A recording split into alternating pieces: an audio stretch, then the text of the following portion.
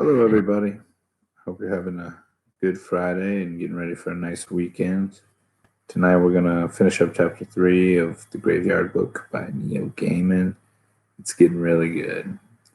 So, chapter 2, we met a friend, Bod's first friend, Scarlet, and then they had an adventure, and then Scarlet had to leave. So, it was kind of a bittersweet chapter. Chapter 3 has started out very interesting. Silas had to leave for some reason, and Bod was upset with about it. He has a new protector and teacher staying with him now, and he doesn't care for her very much.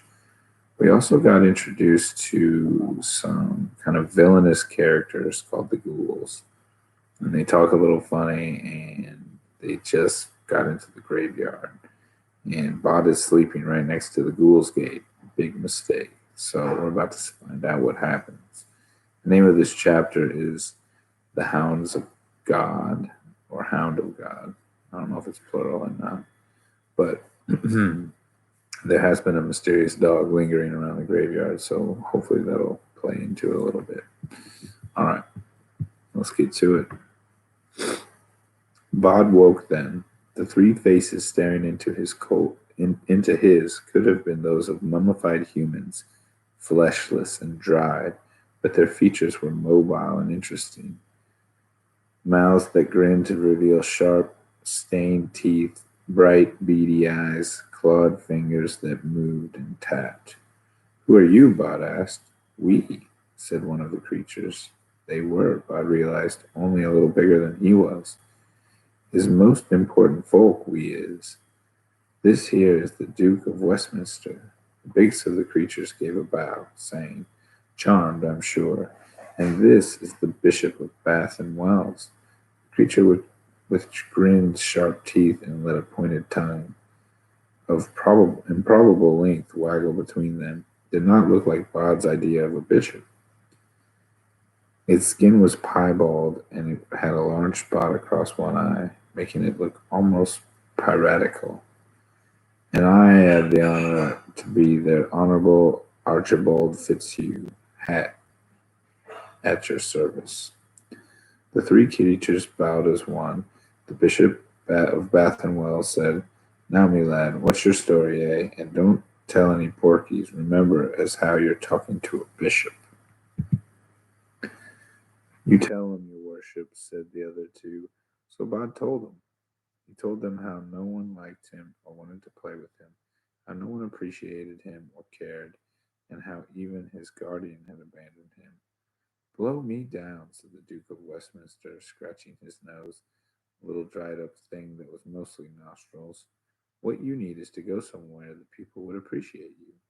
There isn't anywhere, said Bod, and I'm not allowed out of the graveyard.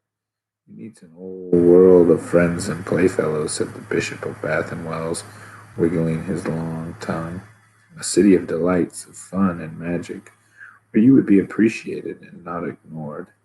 Bod said, The lady who's looking after me, she makes horrible food, hard-boiled eggs, soup, and things. Food, said the Honorable Archibald Fitzhugh. Where we're going, the food's the best in the whole world.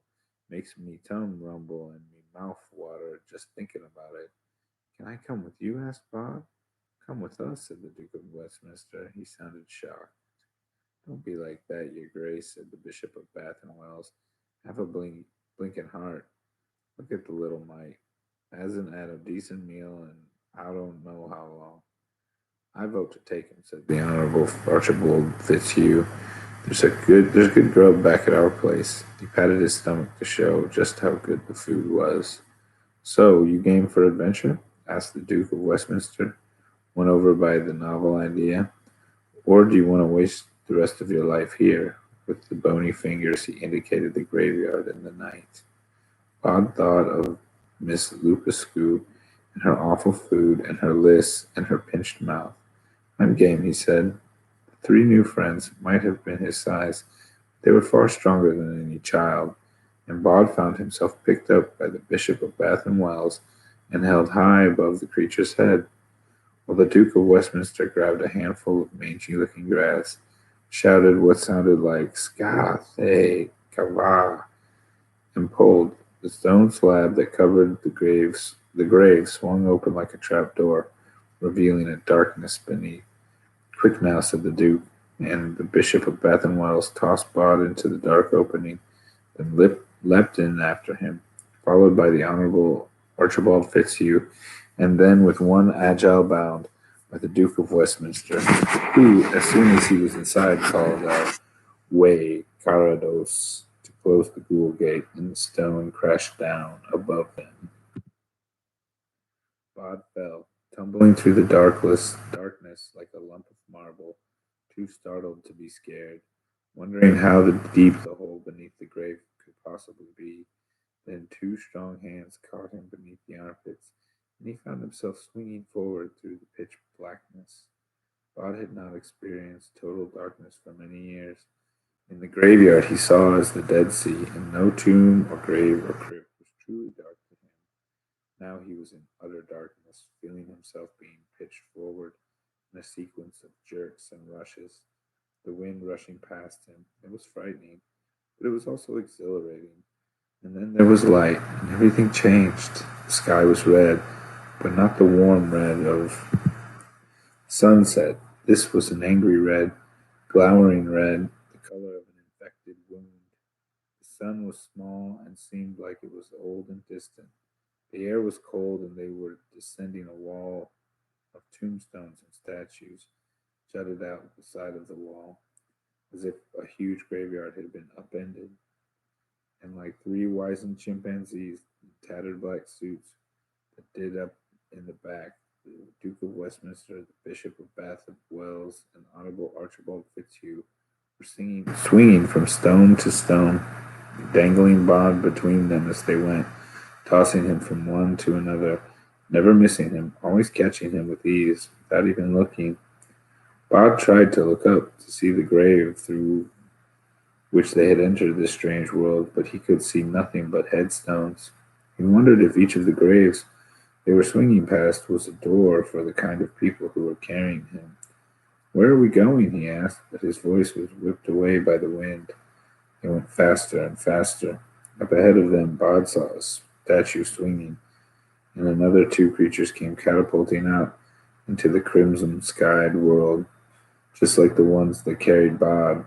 One wore a raggedy silken gown which looked like it had once been white, and the other wore a stained gray suit, too large for it, the sleeve of which were shredded into shadowy tatters. He spotted Bod and his three new friends and made for them, dropping 20 feet with ease.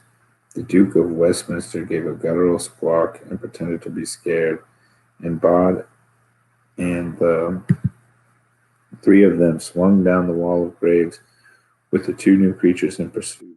None of them seemed to get tired or out of breath. Under that red sky, with the burnout sun gazing down at them like a dead eye, but eventually they fetched up on the side of a huge statue of a creature whose whole face seemed to have become a fungoid growth. Bod found himself being introduced to the 33rd President of the United States and the Emperor of China. This is Master Bod, said Bishop of Bath and Wells. He's going to become one of us. He's in search of a good meal, said the Honourable Archibald Fitzhugh. Well, you're guaranteed fine dining when you becomes one of us, young lad, said the Emperor of China. Yep, said the 33rd President of the United States. Bod said, I become one of you? You mean I'll turn into you? Smart as a whip, sharp as a tack. You'd have to get up pretty late at night to put anything past this lad, said the Bishop of Bath and Wells. Indeed, one of us, as strong, as fast, as unconquerable. Teeth so sharp they can crush any bones, and tongue sharp and long enough to lick the marrow from the deepest marrow bone, or flay the flesh from a fat man's face, said the Emperor of China. Able to slip from shadow to shadow, never seen, never suspected. Free as air, fast as thought, cold as frost, hard as nails, dangerous as us, said the Duke of Westminster. Bod looked at the creatures.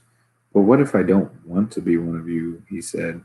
Don't want to? Of course she wants to. What could be finer? I don't think there's a soul in the universe doesn't want to be just like us. We've got the best city, Gulheim, said the 33rd President of the United States. The best life, the best food. Can you imagine? Interrupted the Bishop of Bath and Wells. How fine a drink the black ichor that collects in a leaden coffin can be, or how it feels to be more important than kings and queens, than presidents or prime ministers or heroes. To be sure of it, in the same way that people are more important than Brussels sprouts. Bod said, "What are you people?" Ghouls, said the Bishop of Bath and Wells. Bless me, somebody hasn't been paying attention, was he? We're ghouls. Look, below them a whole troop of the little creatures were bouncing and running and leaping, heading for the path below them.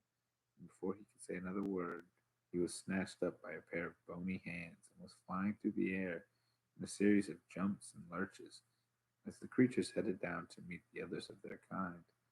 The wall of graves was ending, and now there was a road, nothing but a road, a much trodden path across a barren plain, a desert of rocks and bones that wound towards a city high on a huge red rock, many miles away. Bod looked up at the city and was horrified. An emotion engulfed him that mingled repulsion and fear, disgust and loathing, all tinged with shock. Ghouls do not build, they are parasites and scavengers, eaters of carrion. The city they call Ghoulheim is something they found long ago, but did not make. No one knows if any one human ever knew what kinds of creatures it was that made those buildings, who honeycombed the rock with tunnels and towers. But it is certain that no one but the ghoul folks could have wanted to stay there, or even to approach that place. Even from the path below Ghoulheim, even from miles away, Bart could see that all of the angles were wrong, that the walls sloped crazily, that it was every nightmare he had ever endured made into a place, like a huge mouth of jutting teeth. It was a city that had been built just to be abandoned, in which all fears and madness and revulsions of the creatures who built it were made into stone. The ghoul folk had found it and delighted in it and called it home. Ghouls move fast. They swarmed along the path through the desert more swiftly than vulture flies, and Bod was carried along by them, held high overhead by a pair of strong ghoul arms, tossed from one to another, feeling sick, feeling dread and dismay, feeling stupid. Above them in the sour red skies, things were circling on huge black wings. Careful, said the Duke of Westminster. Tuck him away. Don't want the night gaunt stealing him. Bloody stealers. Yar, we hate stealers, shouted the Emperor of China. Night gaunts in the red skies of Gulheim. Bod took a deep breath and shouted, just as Miss Lucascu had taught him. He made a crawl like an eagle's cry in the back of his throat.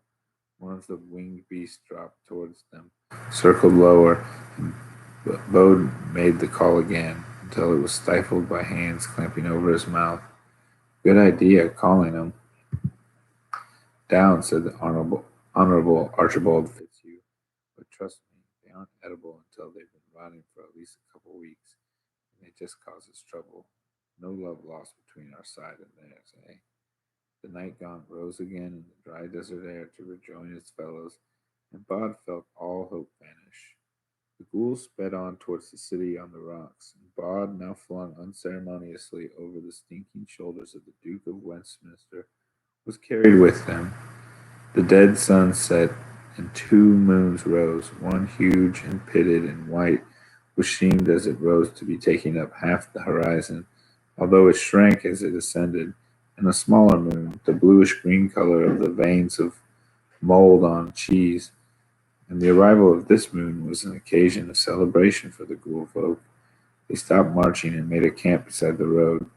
One of the new members of the band, Bob thought it might have been the one he had been introduced to as the famous writer Victor Hugo, produced a sack which turned out to be filled with firewood, several pieces still with the hinges or brass handles attached, along with a metal cigarette lighter, soon made a fire, around which all the ghoul folk sat and rested. They stared up at the greenish blue moon, and scuffled for the best places by the fire, insulting each other, sometimes clawing or biting. We'll sleep soon, then set off for Ghoulheim at moonset, said the Duke of Westminster. It's just another 9 or 10 hours run along the way. We should reach it by the next moonrise. Then we'll have a party, eh? Celebrate you being made into one of us. It doesn't hurt, said the Honorable Archibald Fitzhugh. Not so as you notice, and after, think how happy you'll be. They all started telling stories then of how fine and wonderful a thing it was to be a ghoul. Of all the things they had crunched up and swallowed down with their powerful teeth, impervious they were to disease or illness, said one of them. Why, it didn't matter that what their dinner had died of, they could just chomp it down. They told of the places they had been, which mostly seemed to be catacombs and plague pits. Plague pits is good eating, said the Emperor of China, and everyone agreed. They told Bod how they had got their names, and how he, in turn, once he had become a nameless ghoul, would be named as they had been. But I don't want to become one of you, said Bod. One way or the other, said Bishop of Bath and Wells cheerily, you'll become one of us. The other way is messier, involves being digested, and you're not really around very long to enjoy it. But that's not a good thing to talk about, said the Emperor of China. Best to be a ghoul. We're afraid of nothing. And all the ghouls around the coffin wood fire howled at this statement, and growled and sang and exclaimed at how wise they were, how mighty, and how fine it was to be scared of nothing. There was a noise then from the desert, from far away, a distant howl. And the ghouls gibbered, and they huddled closer to the flames. What was that? Asked Bod. The ghouls shook their heads. Just something out there in the desert, whispered one of them. Quiet, they'll hear us. All the ghouls were quiet for a bit, until they forgot about the thing in the desert and began to sing ghoul song, filled with foul words and worse sentiments, the most popular of which were simply lists of which rotting body parts were to be eaten, and in what order. I want to go home, said Bob, when the last of the bits in the song had been consumed. I don't want to be here. Don't take on so, said the Duke of Westminster. Why, you little coot, I promise you that as soon as you're one of us, you'll not even remember as you even had a home. I don't remember anything about the days before I was a ghoul, said the famous writer Victor Hugo. Nor I, said the Emperor of China. Proudly, nope, said the 33rd President of the United States. You'll be one of the select band of the cleverest, strongest, bravest creatures ever, bragged the Bishop of Wells and Bath. Bod was unimpressed by the ghouls' bravery or their wisdom. They were strong, though, and inhumanly fast, and he was in the center of a troop of them. Making a break for it would have been impossible. They would be able to catch up with him before he could even cover a dozen yards. Far off in the night, something howled once more. The ghouls moved closer to the fire. Bod could hear them sniffling and cursing. He closed his eyes, miserable and homesick. He did not want to become one of the ghouls. He wondered how he would ever be able to sleep when he was this worried and hopeless, and then, almost to his surprise, for 2 or 3 hours he slept. A noise woke him, upset, loud, close. It was someone saying, well, where is they, eh? He opened his eyes to see the Bishop of Bath and Wells shouting at the Emperor of China. It seemed that a couple of the members of the group had disappeared in the night, just vanished, and no one had an explanation. The rest of the ghouls were on edge. They packed up their camp quickly, and the 33rd President of the United States picked Bod up and bundled him over his shoulder. The ghouls scrabbled back down the rocky cliffs to the road, beneath a sky the color of bad blood. They headed towards Gulheim. They seemed significantly less exuberant this morning. Now they seemed, at least to Bod, as he was bounced along, to be running away from something. Around midday, with the dead-eyed sun high overhead, the ghouls stopped and huddled. Ahead of them, high in the sky, circling on the hot air currents, were the night gaunts, dozen of them, riding the thermals. Ghouls divided into two factions. There were those who felt that the vanishing of their friends was meaningless, and those believed that something, probably the night gaunts, was out to get them. They came to no agreement, except for a general agreement to arm themselves with rocks to throw at the night gaunts should they descend. They filled their pockets of the suits and robes with pebbles from the desert floor. Something howled off in the desert to the left, and the ghouls eyed each other. It was louder than the night before and closer, a deep wolfish howl. Did you hear that? Asked the Lord Mayor of London. Nope, said the 33rd President of the United States. Me neither, said the Honorable Archibald Fitzhugh. The howl came again. We got to get home, said the Duke of Westminster, hefting a large stone. The nightmare city of Ghoulheim sat on a high rocky outcrop ahead of them, and the creatures loped down the road towards it. Nightgaunt's coming, shouted the Bishop of Bath and Wells. Throw stones at the bleeders. Bod's view of things was upside down at this point, bouncing up and down on the back of the 33rd President of the United States. Gritty sand from the path blown up into his face, but he heard cries like eagle cries, and once again Bod called out for help in Nightgaunt. No one tried to stop him this time. He was not sure that anyone could have heard him over the cries of the Nightgaunts, or the oaths and curses of the ghoul folk as they pitched and flung their stones into the air. Bod heard the howling again. Now it came from their right. There's dozens of the blooming blinkers, said the Duke of Westminster gloomily. The 33rd President of the United States handed Bod over to the famous writer Victor Hugo. He threw the boy into his sack, put it over his shoulder. Bod was just glad the sack smelled of nothing worse than dusty wood. They're retreating, shouted a ghoul. Look at 'em go. Don't you worry, boys, said a voice that sounded to Bod like the Bishop of Bath and Wells near the sack. There won't be any of this nonsense when we get to Ghoulheim. It's impenetrable, is Ghoulheim. Bod could not tell if any of the ghouls had been killed or injured fighting the Nightgaunts. He suspected from the imprecations of the Bishop of Bath and Wells several more of the ghouls might have run off. Quickly, shouted someone who was probably the Duke of Westminster. The ghouls set off at a run. Bod in the sack was uncomfortable, being painfully slammed against the famous writer Victor Hugo's back and occasionally banged on the ground.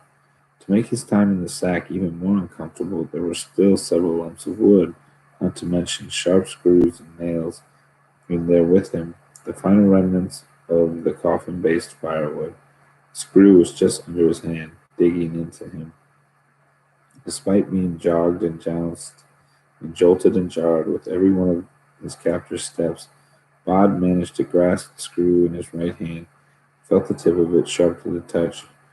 He hoped deep inside. Then he pushed the screw into the fabric of the sack behind him, working the sharp end in, and pulling it back and making another hole a little way below the first. From behind he could hear something howl once more, and it occurred to him that anything that could terrify the ghoul folk must itself be even more terrifying than he could imagine. For a moment he stopped stabbing the screw. What if he fell from the sack into the jaws of some evil beast? But at least if he died, thought Bod, he would have died as himself, with all his memories, knowing who his parents were, who Silas was, and even who Miss Lupuscu was. That was good. He attacked the sack with his brass screw again, jabbing and pushing until he made another hole in the fabric. Come on, lads, shouted the Bishop of Bath and Wells. Up the steps, and then we're home, all safe in Ghoulheim. Hurrah, your worship, called someone else, probably the Honorable Archibald Fitzhugh. Now the motion of his captors had changed. It was no longer a forward motion. Now it was a sequence of movements, up and along, up and along. Bod pushed at the sacking with his hand to try and make the eye hole. He looked out above the drear red sky below. He could see the desert floor. It was now hundreds of feet below him. There were steps stretching out behind him, but steps made for giants, and the ochre rock wall to his right.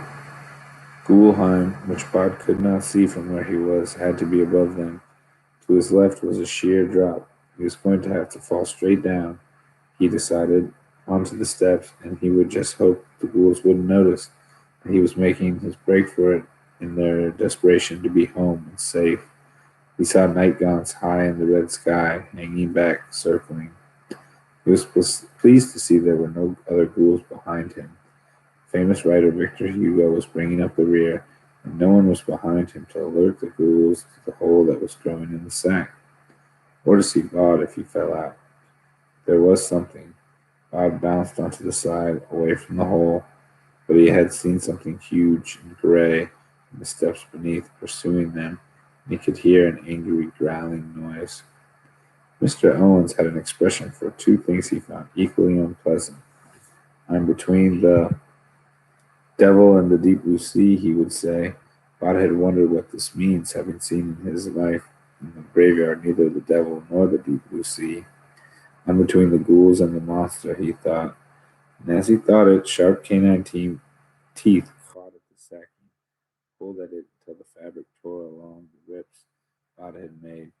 And the boy tumbled down on the rock stairs, where a huge gray animal, like a dog but far larger, growled and drooled and stood over him. An animal with flaming eyes and white fangs and huge paws. It panted, and it stared at Bod. Ahead of him, the ghouls had stopped. "Bloody Nora," said the Duke of Westminster. "That hellhound's got the blinking boy." "Let it have him," said the Emperor of China. "Run." "Yikes," said the 33rd President of the United States. The ghouls ran up the steps. Bod was now certain that the steps had been carved by giants, for each step was higher than he was. As they fled, the ghouls paused only to turn and make rude gestures at the beast, and possibly also at Bod. The beast stayed where it was. "It's going to eat me," Bod thought bitterly. Smart Bod. He thought of his home in the graveyard, and now he could no longer remember why he had ever left. Monster dog or no monster dog, he had to get back home once more. There were people waiting for him. He pushed past the beast, jumped down to the next step, 4 feet below, fell his height, landed on his ankle, which twisted underneath him painfully, and he dropped heavily onto the rock. He could hear the beast running, jumping down towards him. He tried to wriggle away, to pull himself up on his feet, but his ankle was useless now, numb and in pain, and before he could stop himself, he fell again. He fell off the step, away from the rock wall, out into space, off the cliffside, where he dropped a nightmarish tumble down distances that Bod could not even imagine. And as he fell, he was certain he heard a voice coming from the general direction of the gray beast, and it said in Miss Lupuscu's voice, "Oh, Bod." It was like every dream of falling he had ever had. A scared, frantic drop through space as he headed toward the ground below. Bod felt as though his mind was only big enough for one huge thought. So that big dog was actually Miss Lupuscu, and I'm going to hit the rock floor and splat. Completed, completed, competed in his head for occupation. Something wrapped itself around him, falling at the same speed as he was falling, and then there was a loud flapping of leathery wings, and everything slowed. The ground no longer seemed to be heading towards him at the same speed. The wings flapped harder, they lifted slightly, and now the only thought in Bod's head was, "I'm flying." And he was. He turned his head. Above him was a dark brown head, perfectly bald, with deep eyes that looked as if they were polished slabs of black glass. Bod made the screeching noise that means help in Night Gaunt, and the Night Gaunt smiled and made a deep hooting noise in response. It seemed pleased. A swoop and a slow, and they touched down on the desert floor with a thump. Bod tried to stand up, and his ankle betrayed him once again, sent him stumbling down into the sand. The wind was high, the sharp desert sand blew hard, stinging Bod's skin. The night gun crouched beside him, its leather wings folded on its back. Bod had grown up in a graveyard and was used to images of winged people, but the angels on headstones looked nothing like this. And now, bounding toward them across the desert floor in the shadow of Gulheim, a huge gray beast like an enormous dog. The dog spoke in Miss Lupuscu's voice. It said, "This is the third time the night gaunts have saved your life, Bod. The first was when you called for help and they heard. They got the message to me, telling me where you were. The second was around the fire last night when you were asleep. They were circling in the darkness and heard a couple of the ghouls saying that you were ill luck for them. They should beat your brains in with a rock and put you somewhere where they could find you again. When you were properly routed down, and they would eat you. The night gods dealt with the matter silently. And now this, Miss Lupuscu? The great dog-like head lowered towards him, and for one mad, fear-filled moment, he thought she was going to take a bite out of him. But her tongue licked the side of his face affectionately. You hurt your ankle? Yes, I can't stand on it. Let's get you onto my back, said the huge gray beast that was Miss Lupuscu. She said something in the night gaunt's screeching tongue, and it came over, held Bot up while he put his arms around Miss Lupuscu's neck. Hold my fur, she said. Hold tight now before we go. Now before we go, say, and she made a high screeching noise. What does it mean? Thank you or goodbye, both. Bob screeched as best he could, and the night gaunt made an amused chuckle. Then it made a similar noise, and it spread its great leathery wings, and it ran into the desert wind, flapping hard, and the wind caught it and carried it aloft like a kite that had begun to fly. Now, said the beast that was Miss Lupuscu, hold on tightly, and she began to run. Are we going to the wall of graves, to the ghoul gates? No, those are for ghouls. I'm a hound of God. I travel on my own road, into hell and out of it. And it seemed to Bot as if she ran even faster then. The huge moon rose, and the smaller mold-covered moon, and they were joined by a ruby-red moon, and the gray wolf ran at a steady lope beneath them across the desert of bones. She stopped by a broken clay building like an enormous beehive built beside a small rill of water that came bubbling out of the desert rock, splashed down into the tiny pool, and was gone again. The gray wolf put her head down and drank, and Bod scooped water up in his hands, drinking the water in a dozen tiny gulps. This is the boundary, said the gray wolf that was Miss Lupuscu, and Bod looked up. The three moons had gone. Now he could see the Milky Way, see it as he had never seen it before, a glimmering shout across the arch of the sky. The sky was filled with stars. They're beautiful, said Bod. When we get home, said Miss Lupuscu, I'll teach you the names of the stars and their constellations. I'd like that, admitted Bod. Bod clambered onto her huge gray back once more, and he buried his face in her fur and held on tightly, as it seemed only moments later that he was being carried awkwardly as a grown woman carries a 6-year-old boy across the graveyard to the Owens' tomb. He's hurt his ankle, said Miss Lupuscu. Poor little soul, said Mistress Owens, taking the boy from her and cradling him in her capable, if insubstantial arms. I can't say I didn't worry, for I did. But he's back now, and that's all that matters. And then he was perfectly comfortable beneath the earth, in a good place, with his head on his pillow, and a gentle, exhausted darkness took him. Bod's left ankle was swollen and purple. Dr. Trephisus, 1870 to 1936, may he wake to glory, inspected it, and pronounced it merely sprained. Miss Lupuscu returned from a journey to the chemist with a tight ankle bandage. Josiah Worthington Bart, who had been buried with his ebony walking cane, insisted on lending it to Bod, who had too much fun leaning on the stick and pretending to be 100 years old. Bod limped up the hill and retrieved a folded piece of paper from beneath a stone. The Hounds of God, he read. It was printed in purple ink, and was the first item on the list. Those that men call werewolves or lycanthropes call themselves the Hounds of God, as they claim their transformation is a gift from their Creator, and they repay the gift with their tenacity, for they will pursue an evildoer to the very gates of hell. Bod nodded. Not just evildoers, he thought. He read the rest of the list, committing it to memory as best he could, then went down to the chapel where Miss Lupuscu was waiting for him with a small meat pie and a huge bag of chips she had bought from the fish and chip shop at the bottom of the hill. Another pile of purple ink duplicated lists. The two of them shared the chips, and once or twice Miss Lupuscu even smiled. Silas came back at the end of the month, carried his black bag in his left hand, and he held his right arm stiffly, but he was Silas, and Bod was happy to see him, and even happier when Silas gave him a present, a little model of the Golden Gate Bridge in San Francisco. It was almost midnight, and was still not fully dark. The three of them sat on the top of the hill, with the lights of the city glimmering beneath them. I trust that all went well in my absence, said Silas. I learned a lot, said Bod, still holding his bridge. Pointed up to the night sky. That's Orion the Hunter up there, with his belt of 3 stars. That's Taurus the Bull. Very good, said Silas. And you, asked Bob, did you learn anything while you were away?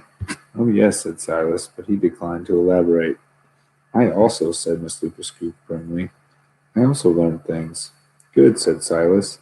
An owl hooted in the branches of an oak tree. You know, I heard rumors while I was away, said Silas.